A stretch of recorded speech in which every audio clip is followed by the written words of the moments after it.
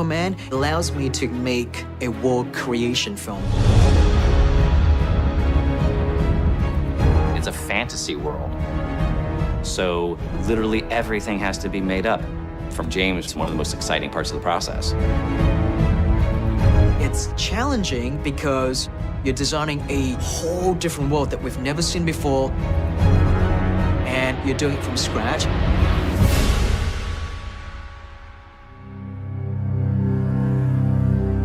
In the comic book, they incorporated Atlantis into the storyline of the DC universe. And I really love to dive into that world and basically create my version of what Atlantis would look like.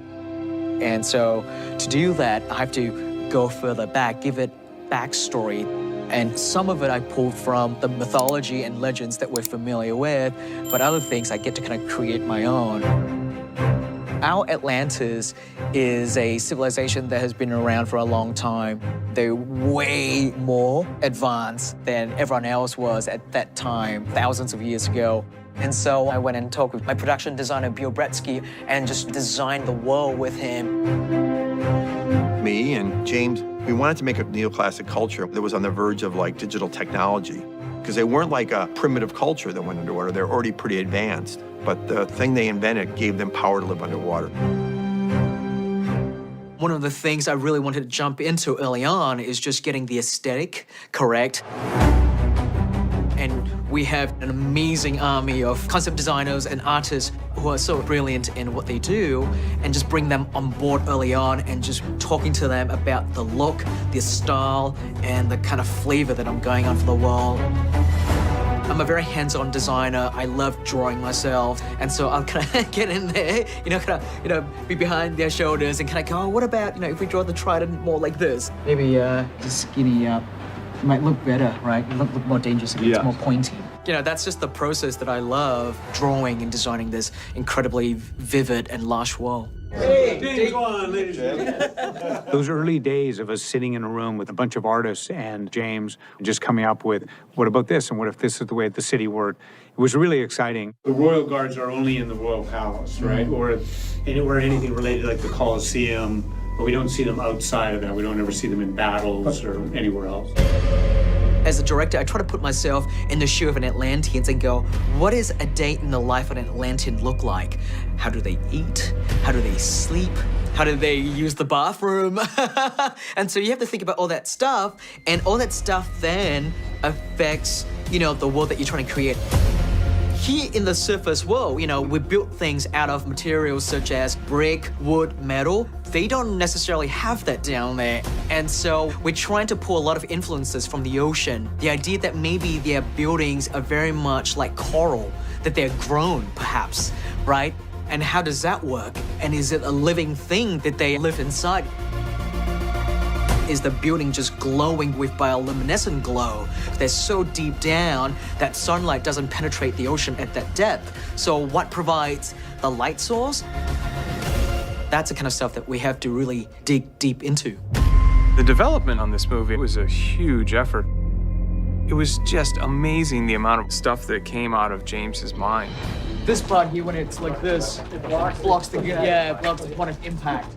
And he's not going to settle for anything that isn't exactly what he was hoping for. So I think we're angling more towards this camera. Good. Let's cut it.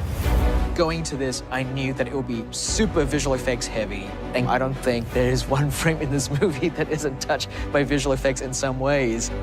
Through the sort of post-production process of working on the visual effects, working on the CGI, we started to fine-tune and hone the look. We started out doing renditions of what an underwater environment would look like. And we had to really leverage other aspects that will be visual cues to the audience that we are indeed underwater. Just trying to go, okay, at what point does this look like water?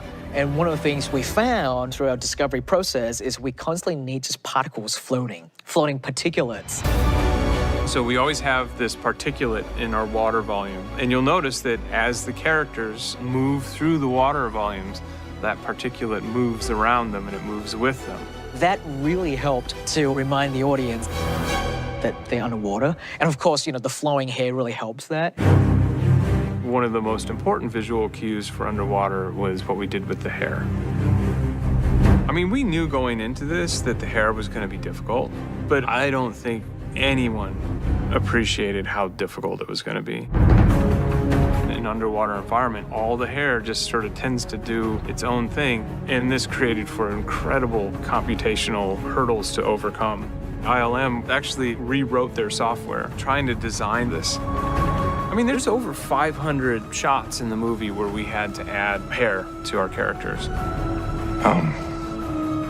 What's the plan again? Plan is to not get killed. Very early on in the process, James and I had a long discussion about how we're going to be dealing with talking underwater. Wait, you can talk underwater? Hey, I can talk underwater too! This is awesome! And what we wound up doing was thinking about how we talk. We make sounds by exhaling air over our vocal cords. So they have adapted their vocal cords to make noise when water is passed over them. When they exhale water, they make sounds the same way we do when we talk through the air. Oh, we can do more than just talk. So everything visual would start from the seed of the story concept. When you know your characters really well, when you know your world really well, it makes it easier for you to kind of visually design the world. James has a very clear vision of what he wants to do, but then he'll turn to you and say, what do you think? And then he listens, and he's very much a best idea wins kind of director, but definitely the captain of the ship at the same time. Very good. Let's cut. Let's roll right into another one. Filmmaking is such a difficult task, and it's great when we work together because we all want to make a great film. And action! I'm such a big fan of the superhero universe and science fiction movies and those big, giant Japanese kaiju films. And I felt that this movie really allows me to touch on all these different worlds that I love, that I'm such a fan of. And definitely, it was such an honor for me to get the opportunity to create this film.